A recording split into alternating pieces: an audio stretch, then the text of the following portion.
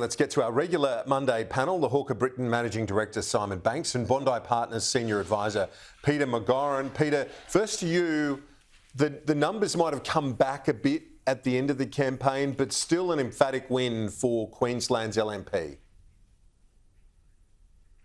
Oh, I agree, Kieran. I think there's some rewriting a history here.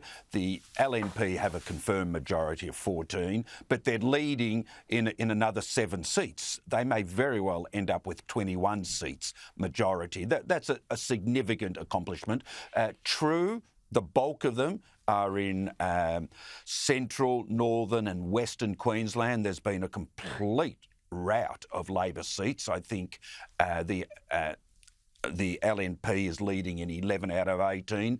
There's been some modest gains in urban Brisbane by the LNP, but that is still a vulnerability for the Conservative parties, to be sure. But it's not quite the failures that many within the ALP are making out.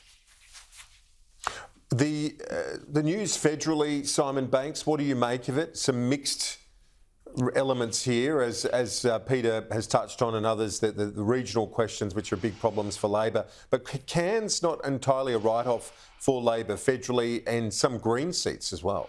Yeah, correct. I mean, first of all, you can't just automatically translate a vote at a state government election to a federal government election. People do make different decisions, and in fact, very often they make different decisions federally and state because they want a bit of a hedge against the two tiers of government. But when you look at where the votes kind of moved, maybe let's start from the north and work our way south. So, as you say, Cairns, Leichhardt, far north Queensland, Labor won't be too unhappy that it kind of contained the swing up there, and with Warren Inch retiring, the sitting LNP member at the coming election, I think that'll be an interesting context to watch. If you then come south and look at where the seats really are potentially in contest, first of all, you get Longman, which is sort of, Caboolture, Gympie, sort of just outside of Brisbane. I think the LNP will be pretty happy about where they went there. But when you then come back into Brisbane, essentially you've got those 3 current Green seats. The Liberals will think now they're in a really hot shot for Ryan. Labor will think it's in a really good chance to try and take Brisbane off the Greens. I think Max is probably a little bit safer in Griffith, but it'll be a contest there nonetheless. And Peter Dutton is obviously popular in his home state. Peter Dutton is popular as a Queensland Peter McGauran, but the thing is, the coalition is at a high watermark at the moment in terms of its seat numbers. So there aren't that many more to pick up. Maybe Blair. Blair is one around, I think it's around Ipswich, where they could pick that one up. Agreed, Kieran. The Labor Party only holds 5 of 30 seats in Queensland. That's remarkable. Remarkably bad and remarkably good for the opposition.